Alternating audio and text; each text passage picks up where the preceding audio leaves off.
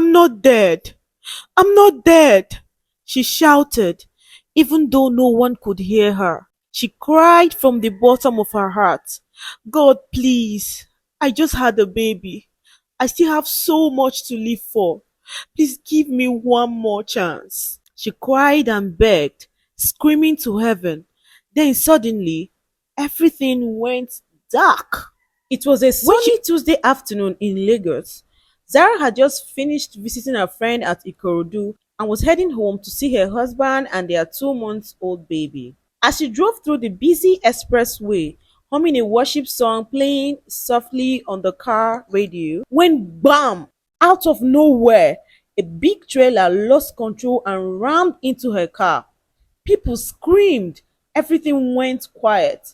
But somehow, Zara opened her eyes. No scratch, no blood, no pain. She stood up from the wreck, confused. Jesus, thank you, she said, placing her hand on her chest. Nothing happened to me. She started running. No one stopped her. She ran like her life depended on it, straight to her house.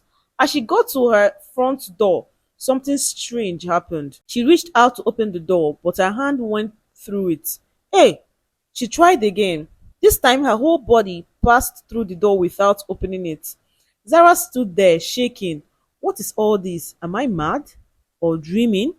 She entered the house. Her husband Daniel was in the sitting room, carrying their baby and watching football. Daniel, Daniel, I'm home, oh, she shouted. No reply. She walked up to him and waved her hand in his face. He didn't see her. Her heart started racing.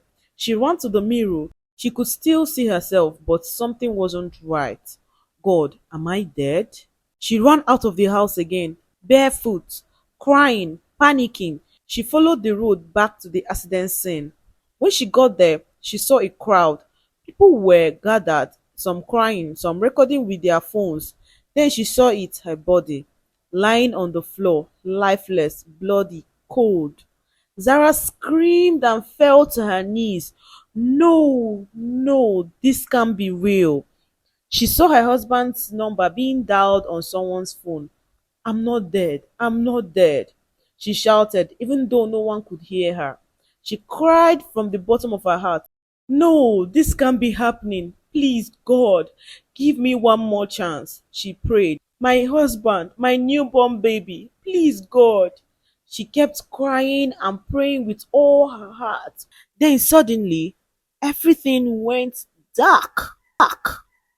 When she opened her eyes again, she was back in her bed, alive.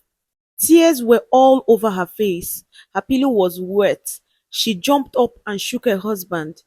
Daniel, wake up! Wake up! I had a dream. A terrible dream. He sat up quickly. What happened? She told him everything about the accident, how nobody could see her, and how she saw her own dead body. They both knelt down and prayed with all their hearts, begging God to cancel any plan of death. The next morning, Daniel got a call from his office in Victoria Island. His manager told him there was an emergency business trip. He needed to leave immediately. Zara froze. Please don't go, she begged. I don't feel good about this trip. Daniel tried to calm her. Babe, we've already prayed. Don't worry, I'll be fine. This trip is important. Just as he was getting ready to leave, his manager called again. Daniel, come now. We're already on our way to the airport. Before he left, Zara grabbed his hand. Let's pray one more time. They prayed. Daniel kissed her and rushed out. On the road, he got stuck in heavy traffic. By the time he reached the office, it was too late. His manager had already left with another staff in his place. He was so disappointed. That trip was going to come with a big bonus, and now he had lost it. He went back home feeling sad and depressed. But just 1 hour later, a message dropped on his office WhatsApp group. Please pray for the families of our manager and Chike. They were involved in a terrible accident on the way to Abuja. Sadly, they didn't make it. Daniel dropped the phone in shock. Zara read the message, covered her mouth, and began to cry. They both sat in silence.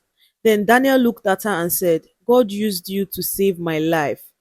From that day, they never joked with prayers or with dreams again. Because that night, God didn't just show a warning, He gave them a second chance.